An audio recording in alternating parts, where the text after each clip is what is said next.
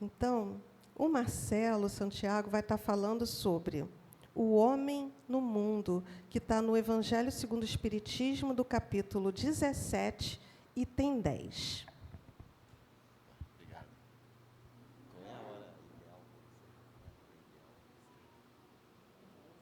11. Está ótimo. 11 está perfeito para mim. Não tem necessidade. Verdade. Bom dia para todos. É sempre com grande felicidade que eu venho a essa casa que tão carinhosamente me recebe.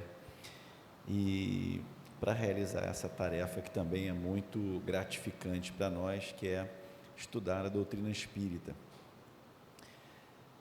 Peço a vocês que me envolvam agora com seus pensamentos fraternos, porque isso certamente me ajudará a sintonizar os guias da casa, que os conhecem, os acompanham e sabem das suas necessidades, ao contrário de mim. Então, eu posso assim, com essa sintonia estabelecida, mesmo sem saber, dizer coisas que sejam importantes para vocês. E vocês podem me ajudar.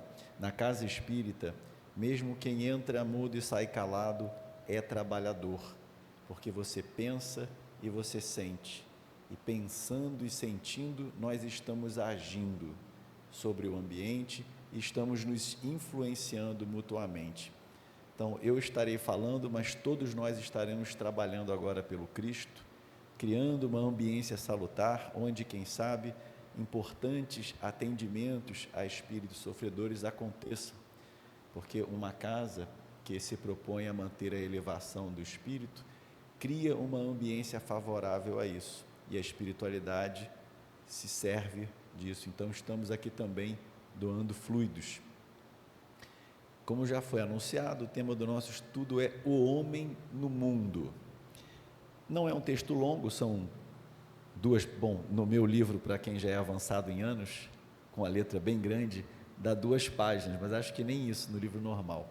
Então, vou fazer a leitura corrida, para que todos vocês tenham ciência, né, do tema como um todo, e depois voltaremos tecendo comentários. Então, essa é uma mensagem de um espírito protetor. Então, a gente sabe que no Evangelho, Kardec retira passagens da Bíblia, que ele comenta, explica, e normalmente no final do capítulo tem as instruções dos espíritos, em que ele copia mensagens integrais. Então, essa é uma dessas, né? Um espírito protetor foi uma comunicação dada em Bordeaux, em 1863, e diz assim: um sentimento de piedade deve sempre animar o coração dos que se reúnem sob as vistas do Senhor e imploram a assistência dos bons espíritos. Purificai, pois, os vossos corações. Não consintais que neles demore qualquer pensamento mundano ou fútil. Elevai o vosso espírito àqueles por quem chamais, a fim de que, encontrando em vós as necessárias disposições, possam lançar em profusão a semente que é preciso germine em vossas almas e dê frutos de caridade e justiça. Não julgueis, todavia, que exortando-vos incessantemente a prece e a evocação mental, pretendamos vivais uma vida mística, que vos conserve fora das leis da sociedade, onde estáis condenados a viver. Não, vivei com os homens da vossa época, como devem viver os homens.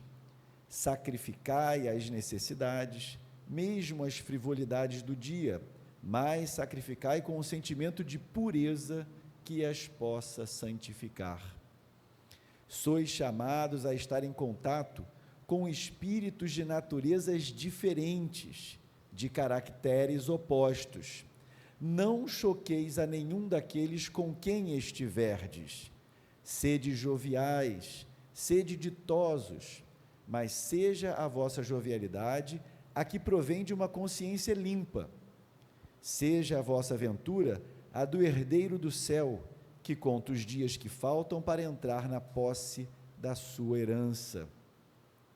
Não consiste a virtude em assumirdes severo e lúgubre aspecto, em repelirdes os prazeres que as vossas condições humanas vos permitem. Basta reporteis todos os atos da vossa vida ao Criador que vô-la deu. Basta que, quando começardes ou acabardes uma obra, eleveis o pensamento a esse Criador e lhe peçais, num arroubo de alma, ou a sua proteção para que obtenhais êxito, ou a sua bênção para ela se a concluístes.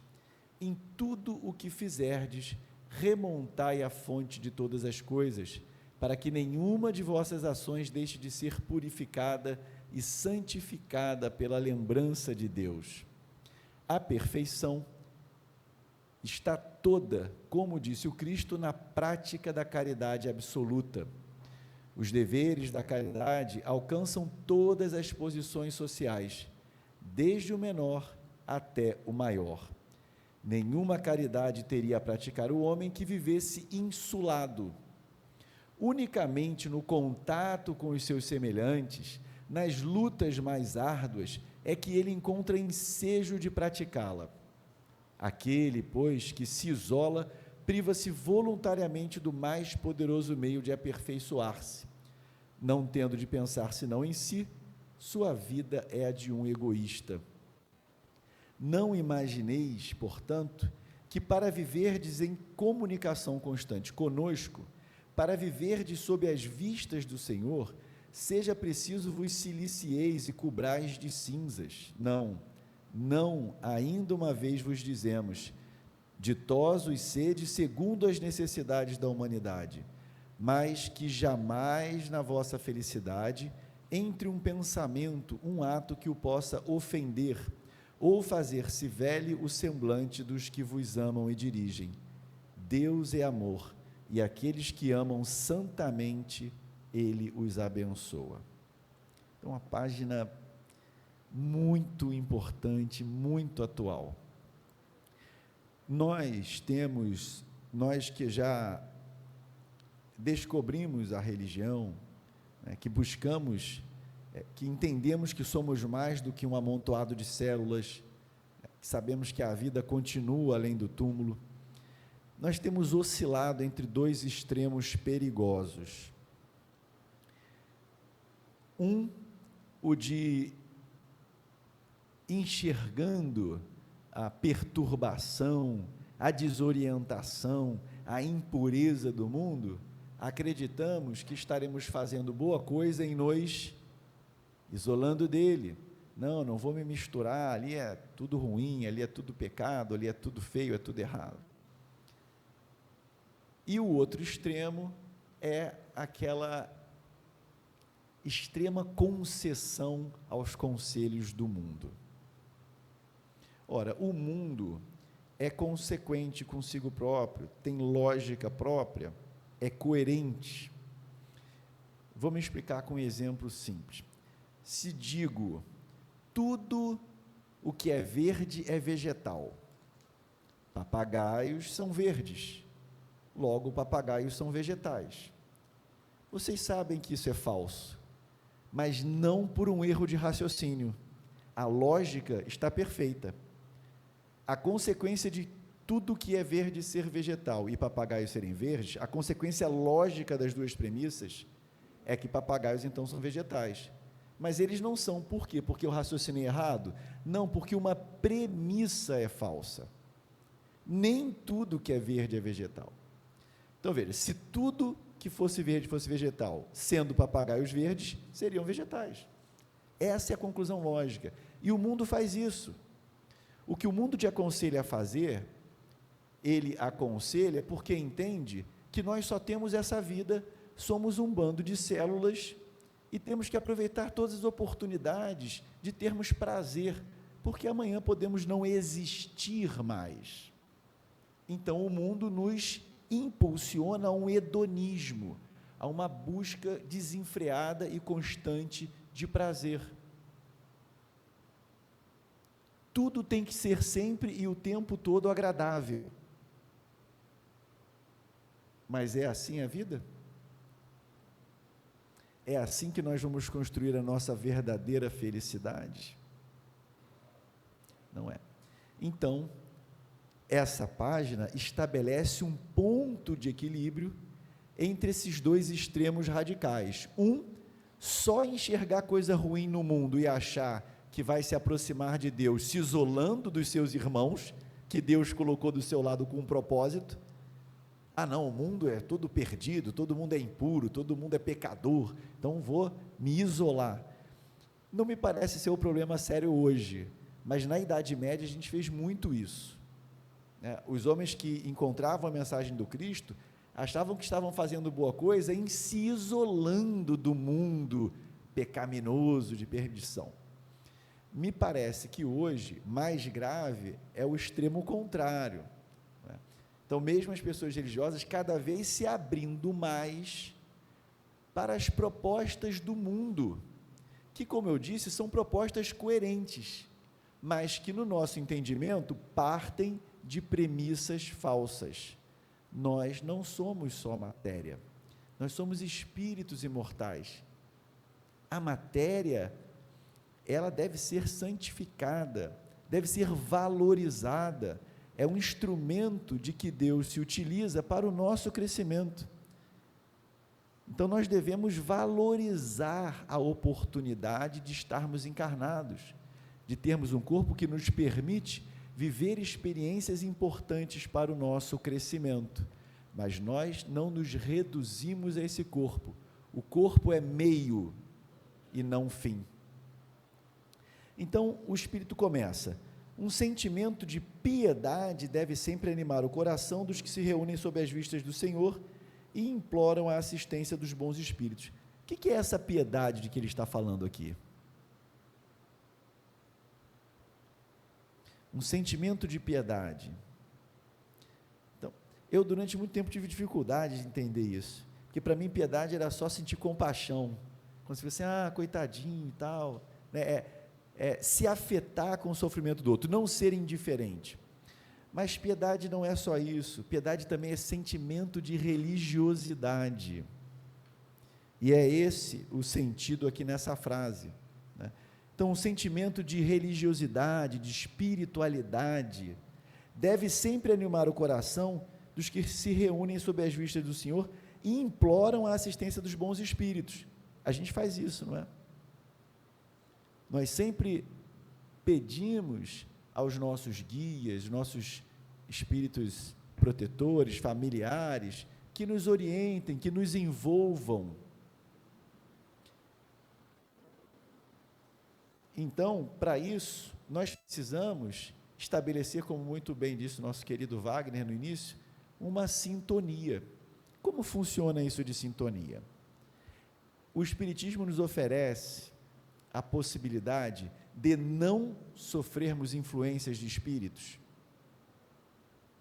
É possível nós não sofrermos influência de espíritos? O que vocês acham? É possível impedir que qualquer espírito me influencie? Não é possível. Não é. Porque nós somos como rádios emissores e receptores. Pensando e sentindo, nós emitimos, mas ao mesmo tempo recebemos. O que a gente pode fazer, a gente não tem como impedir que espíritos nos influenciem. O que nós podemos é escolher a influência. E como que a gente escolhe a influência? Como eu escolho a categoria de espíritos que estará exercendo influência sobre mim? Que tipo de espírito eu quero que me influencie? Um espírito superior? Um espírito elevado? Eu estou passando por uma dificuldade na minha vida e preciso tomar uma decisão importante e gostaria de ser aconselhado. Quero atrair algum espírito amigo, algum espírito bom, para soprar para mim o que eu deveria fazer. Mesmo que isso não fique óbvio para mim, e o Kardec diz lá no Livro dos Espíritos, como a gente faz para distinguir o pensamento que é meu do que é do espírito? Não, em geral é bom que você não distinga, porque isso te deixa o livre-arbítrio. Não é para você, não, peraí, o seu Espírito está dizendo, então eu vou fazer. Não, a decisão é sempre sua. Você quer que alguém te ilumine, você está pedindo um conselho, não está pedindo uma ordem. Então, como eu faço para que eu receba conselhos de espírito bom? Como se estabelece sintonia? Vibrando na mesma frequência. E eu tenho que me policiar aqui, porque eu sou professor de física, então a tendência é começar a falar em onda, frequência, vibração, mas não vou tomar esse rumo não, fiquem tranquilos. Mas a ideia é simples de entender.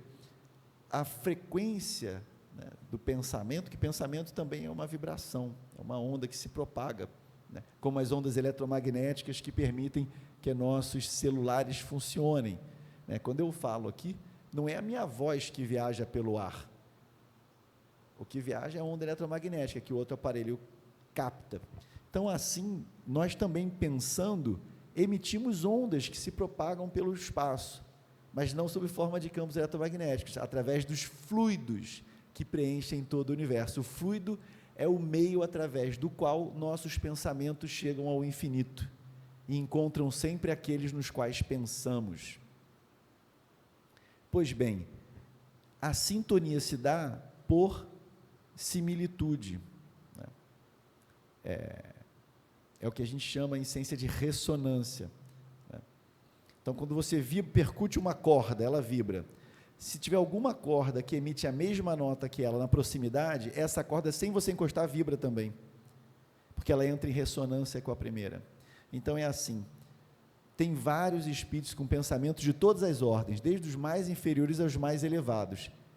Eu vou sintonizar o pensamento daquele que guarda similitude com o meu. Então, eu não posso me permitir uma vida frívola, mundana, e esperar receber conselho de espírito elevado. Não que eles se desinteressem por mim, mas porque faltará entre nós sintonia. Eu não estarei apto a captar o seu pensamento. Estarei sintonizando com outra categoria de espíritos, né? Então, isso é muito importante. Mas, no parágrafo seguinte, o Espírito diz, então, no primeiro ele diz, olha, nós estamos aqui exortando vocês a terem uma vida piedosa, ou seja, pensem em coisas elevadas, sentimentos religiosos, de exaltação a Deus, né, de adoração a Deus. Mas, no parágrafo seguinte, ele diz, não julgueis, todavia, que exortando-vos incessantemente a prece e a evocação mental, pretendamos vivais uma vida mística, que vos conserve fora das leis da sociedade, onde estáis condenados a viver. É uma condenação boa, né? Eu fico feliz de estar condenado a viver em sociedade. Eu não seria feliz sendo um ser isolado. Nós, assim como os planetas são atraídos entre si pelo Sol, formando um sistema solar, assim como os sistemas estelares se atraem formando galáxias, né? Assim como prótons e elétrons se atraem formando átomos, átomos formando moléculas e moléculas formando estruturas mais complexas e finalmente corpos. A atração é uma lei na natureza. E o nome dessa lei, para nós que não somos matéria inorgânica, é... Então, os físicos diriam que na natureza a lei de atração é gravidade, eletromagnética, nuclear, mas e para seres pensantes e sentientes? Qual é o nome que a gente dá para a lei de atração? Começa com A também. Amor.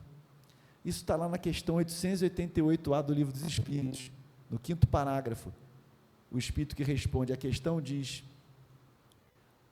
que Deus governa o mundo através do amor, que a atração é a lei de amor para a matéria inorgânica.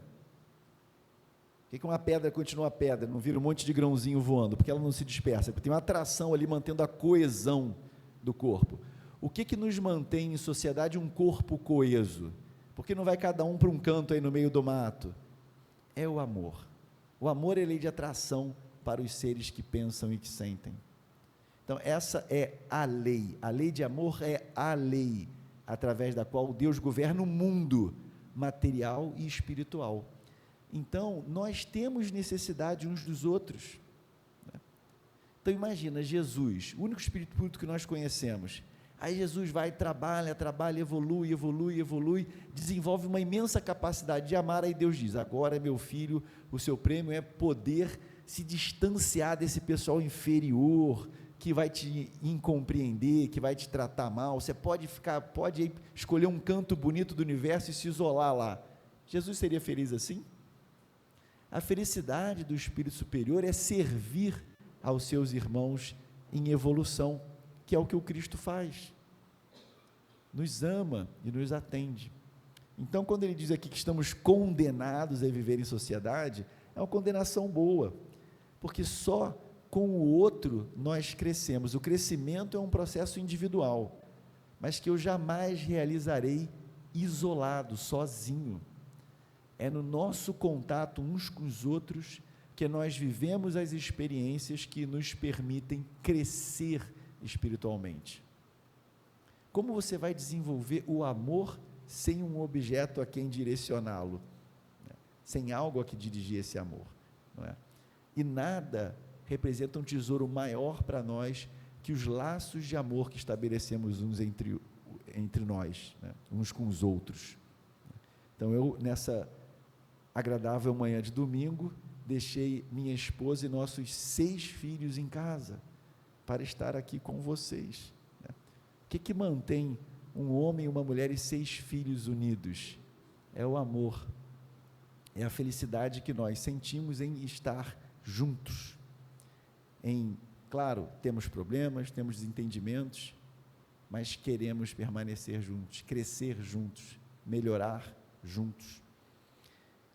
Então, o Espírito começou nos exortando a termos pensamentos superiores, voltados para Deus, estimulando a religiosidade, e depois diz, mas isso não quer dizer fugir do mundo. Mas aí vem a questão, então como viver no mundo? Como viver no mundo de hoje? Porque o Espírito reconhece, sois chamados a estar em contato com espíritos de naturezas diferentes. E como nós somos diferentes, não é mesmo? E estamos vivendo num mundo, sempre houve diferença. Mas não sei se talvez por conta da facilidade de comunicação do mundo hoje, como essas diferenças estão explícitas, e parece que isso aguçou nas pessoas, né, o senso corporativo. Eu acho que já houve épocas em que mesmo no âmbito da política, né, onde as pessoas estabelecem partidos em função de entendimentos diferentes, de como a sociedade deve se organizar, de como a economia deve crescer, então, por ter entendimentos diferentes, formam partidos com ideologias diferentes. E, no entanto, conseguiam conversar. Eu estava recentemente ouvindo um analista político americano dizendo que a divisão hoje está assim, atingiu um nível que está praticamente tornando impossível a realização da política. Antigamente, mesmo os políticos de partidos divergentes passavam a semana juntos, aí terminavam, aí jantavam juntos, almoçavam, tinham atividades sociais que os colocavam em contato, o que fazia com que um visse o outro como uma pessoa, como um ser humano, como um pai de família, uma mãe de família, né? E isso ajudava na hora de tomar decisões, e que hoje eles estão sendo desestimulados por seus partidos a ter qualquer convívio social com o outro. Então, nós estamos vivendo num mundo que está nos impulsionando a enxergar quem pensa diferente da gente como inimigo. Então, na minha concepção, independente de você ter uma inclinação para um lado ou para o outro, o que a gente está precisando no mundo hoje são de pessoas conciliadoras, não pessoas condescendentes. Tem uma diferença grande. Não é, tudo vale, tudo está certo. Você tem opinião, você tem a sua posição, mas ainda assim consigo conversar e conviver com quem pensa diferente. Porque sem isso não há construção comum, né? Estamos todos aqui no mesmo barco. Bom, Então, sois chamados a estar em contato com espíritos de natureza diferente, de caracteres opostos. Não choqueis a nenhum deles com quem estiverdes. Então, eu até peço desculpa, aproveitar isso para pedir desculpa para vocês. Eu aprendi, quando eu comecei a fazer palestra, que no final de uma palestra a gente fica disponível para as pessoas que a ouviram, para o caso de alguém querer tirar alguma dúvida, fazer algum comentário, te pedir algum comentário, e eu sempre atendo, sempre fiquei, termina, eu vou ali para o final, eu fico esperando todo mundo sair, depois vou embora. Infelizmente, não poderei fazer isso hoje. Por quê? Porque minha casa realiza um pequeno encontro de estudos nos dias do carnaval. Domingo, segunda e terça de manhã, nós vamos para o centro estudar. E está acontecendo agora uma reunião de planejamento desse encontro, do qual eu participo. Então, Wagner me cedeu o cantinho ali, gentilmente, onde eu fiquei ouvindo o planejamento, participando até a hora da palestra, e assim que terminar, eu vou colocar o meu fone de ouvido e vou embora participando da reunião de novo. Então, desculpem por hoje sair assim, brevemente. Mas, esse período é um período que eu sei que outras pessoas estarão realizando atividades muito diferentes das que eu estarei realizando. Pessoas estarão indo para blocos, estarão indo para avenidas, estarão viajando, fazendo coisas diversas. E, no meu entendimento, o Espiritismo nunca deve ser utilizado como um dedo apontado para o outro. A gente não estuda o Espiritismo para virar polícia do outro. A gente estuda o Espiritismo para se conhecer e se tornar alguém melhor. E quem sabe se aqueles que convivem conosco, vendo isso, vendo os nossos esforços por sermos pessoas melhores, de repente se convencem que esse é um caminho bom e passam para o nosso lado.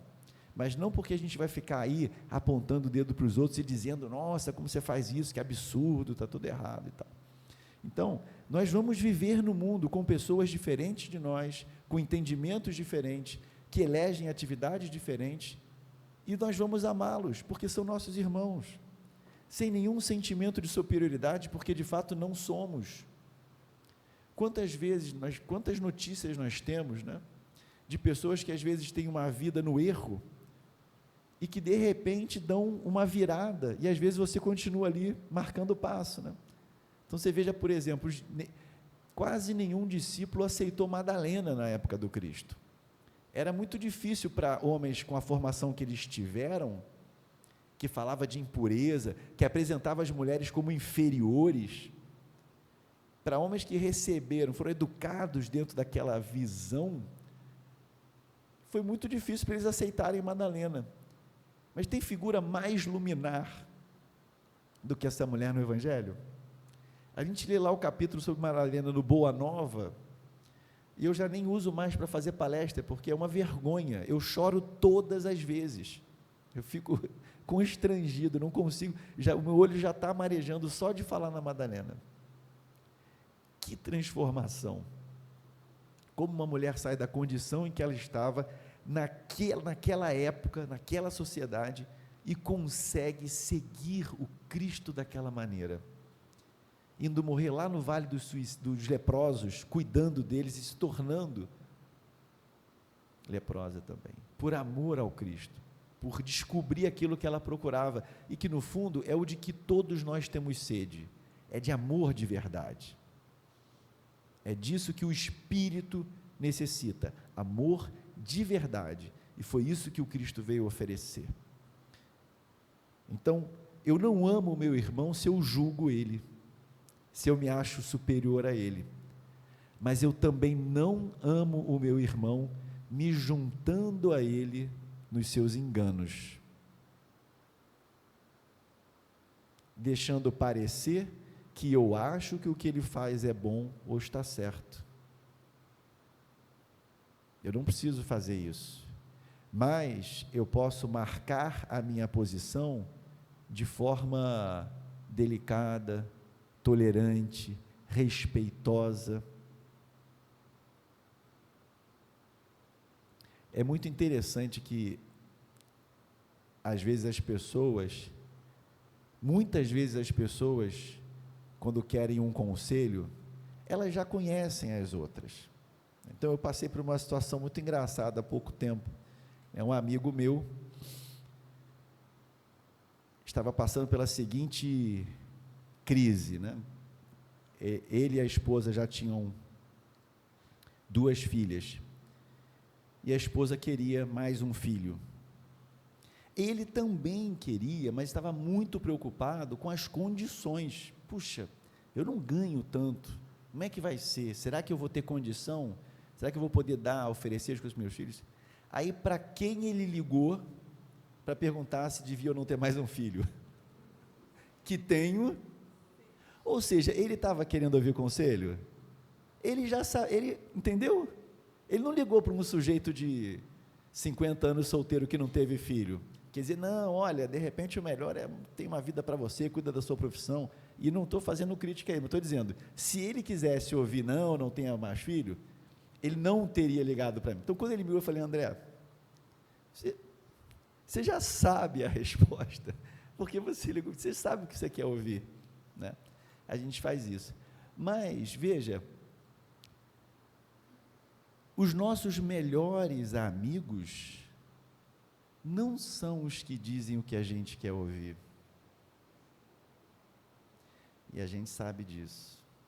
Os nossos pais sempre disseram o que a gente quis ouvir? Não. E, no entanto, nós os amamos e reconhecemos a sua dedicação a nós. Claro, nós não somos pais dos nossos colegas de trabalho, então não vou chamar nenhum deles assim no canto e dar uma bronca porque está fazendo coisa errada, mas o meu comportamento estará dizendo isso por mim. É interessante que eu tenho um grande amigo que realizou transformações na sua vida, nasceu numa família católica, mas aquele catolicismo assim, né, de repente é a missa domingo e tal. Mais tarde se tornou ateu e atualmente é um católico muito ortodoxo. E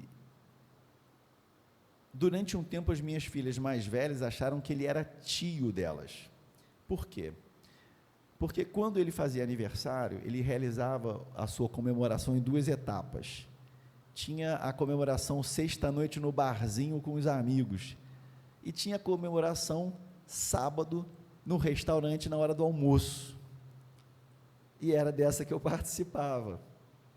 Então minhas filhas achavam que a gente era família, que ele era tio. Eu disse, não, filhas, olha, eu quero muito estar com esse amigo, que é muito querido para mim, mas, apesar de já ter passado por essa experiência quando novo, hoje o ambiente de um bar, veja, isso não seria nenhum escândalo para mim. Se por alguma circunstância eu tiver que ir a um bar, encontrar pessoas queridas, sentar ali e conversar, eu o farei, sem nenhum problema, mas não é o tipo de ambiente com o qual hoje eu me sintonize. Eu me sinto ali estranho no ninho, eu não fico totalmente confortável, e o espiritismo é uma questão física, é fluídico, eu estou vibrando numa faixa diferente, não há sintonia, não é nem questão de julgar melhor e pior, é diferente, não há sintonia, então você fica, é como se você fosse uma bolha ali no meio, né? Então, se por alguma circunstância, né, imagina, for obrigado a uma situação dessa, eu irei, isso para mim não vai ser um problema.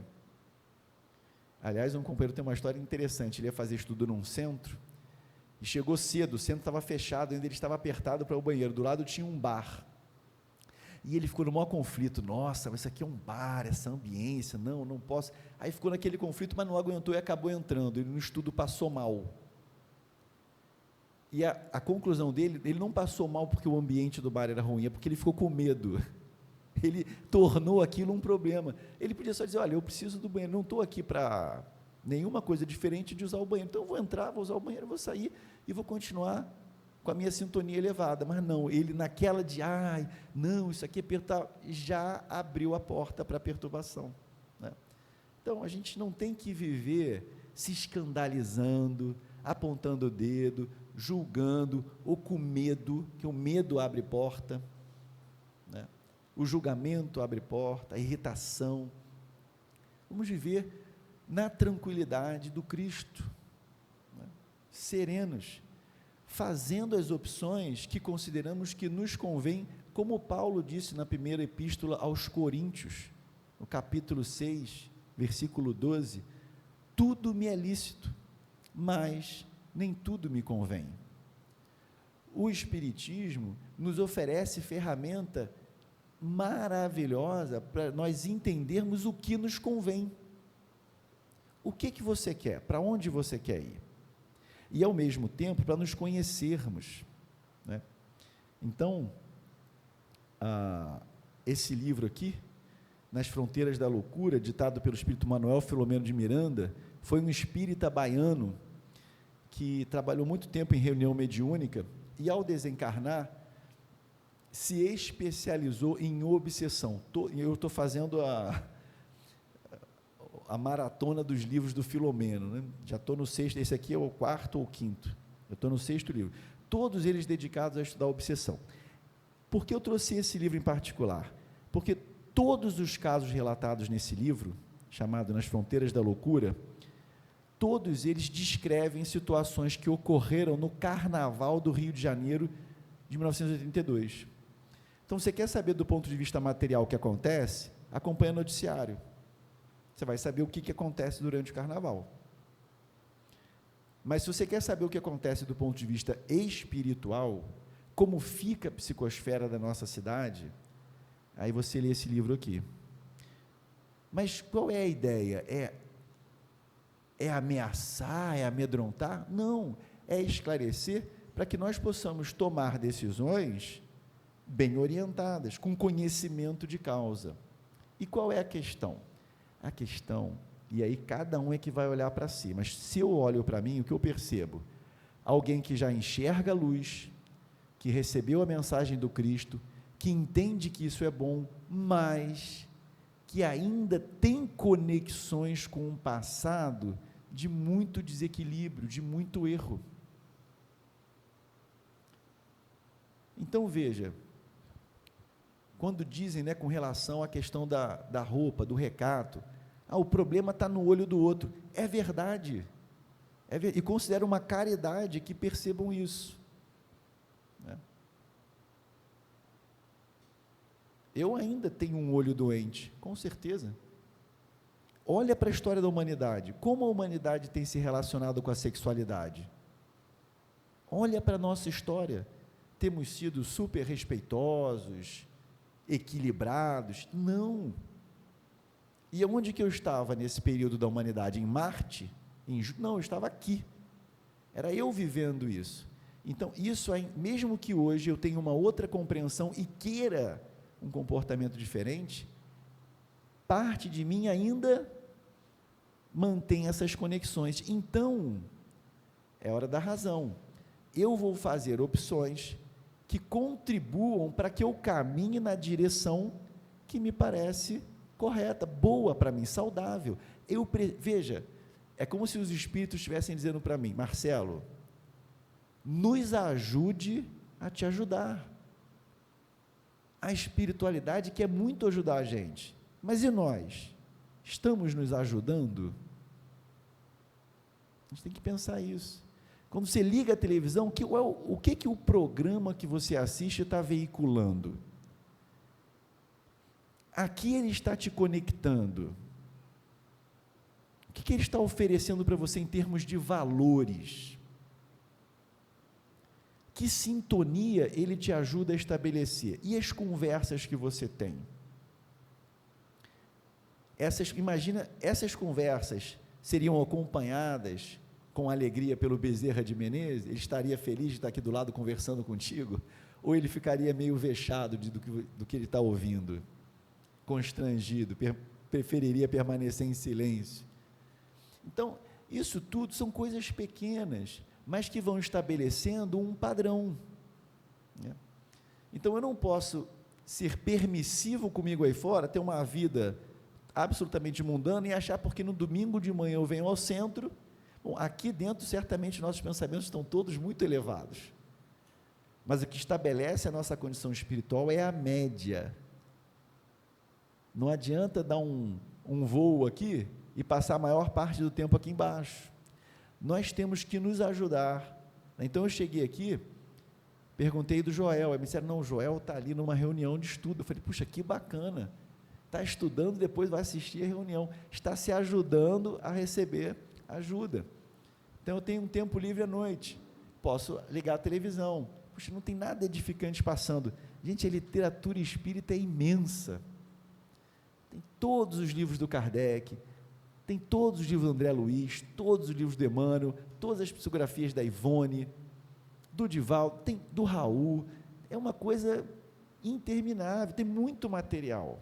Ler um livro desse nos coloca numa sintonia fácil com os nossos mentores. Agora, outras coisas atrapalham o estabelecimento dessa sintonia. Então, no meu entendimento, já me aproximando aqui de uma conclusão, que o Espírito diz é o seguinte, né? A gente sabe o que a gente é e o que a gente está fazendo aqui. Nós somos espíritos imortais e a Terra é uma escola. É o lugar em que a gente se encontra para aprender, para se desenvolver. E todos nós que estamos aqui servimos a esse objetivo, sabendo disso ou não. Os nossos irmãos que não sabem disso também estão aqui para evoluir. Porque a realidade não depende do nosso conhecimento ou da nossa adesão, ela é o que ela é o que Deus fez. Então, essa evolução a que estamos destinados, e está nas nossas mãos realizarmos ela, nós só conseguiremos evoluir no contato com o outro. Então, nós temos que viver no mundo, mas isso para mim é a frase mais importante dessa página. Ele diz aqui,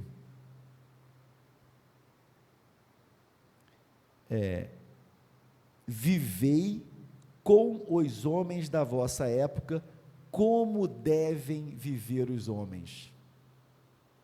Isso para mim é o resumo. Então, nós temos que viver no mundo, mas como os homens devem viver? Não é viver com os homens como eles vivem, não é fazer o que os homens no mundo fazem, vivei com os homens da maneira como os homens devem viver. Obviamente que entendido que a palavra homem aqui representa a humanidade, né? Ser humano. Então, o Espiritismo, o Cristo nasceu para mostrar como nós devemos viver. Jesus repelia alguém? Não, mas aquela mulher ali é uma prostituta, nem deixa chegar perto de mim. Não, aquele homem ali é um cobrador de imposto corrupto, um ganancioso, não quero nem falar com ele. Jesus não repelia ninguém, mas Jesus era condescendente, passava pano? Não, tudo bem, gente, vocês são humanos, é isso mesmo, todo mundo faz, não tem problema. Eu acho que o caso emblemático para nós é o da mulher adúltera. Afinal, Jesus pergunta, depois que todo mundo vai embora, Jesus pergunta à mulher, mulher, onde estão os que te condenaram? Eles se foram. Ele falou, eu também não te condeno, mas vai e não peques mais. Ou seja, a atuação de Jesus ali evitou que aquela mulher fosse apedrejada. Mas porque Jesus acha que o adultério, tudo bem, não tem problema. Não é isso. Jesus condena, sim, a ação ruim. Por quê? Porque ela nos traz infelicidade. Jesus nos ama, quer o nosso bem. Então, Jesus condena as ações, não condena as pessoas, porque Ele sabe que todos nós um dia chegaremos à condição dEle, todos nós. Deus não criou ninguém para ser eternamente devotado ao mal. Uns demoram mais, uns são mais rápidos, dependendo do seu esforço, da sua vontade, mas todos nós chegaremos lá, e é assim que devemos ver os nossos irmãos em humanidade, como seres merecedores do nosso amor. E amar significa querer bem, torcer para que o outro enxergue, para que o outro se transforme, assim como nós devemos estar no esforço de transformação. Então é estar do mundo sem ser do mundo, estar no mundo, mas sermos de Deus. Que o Pai nos abençoe a todos.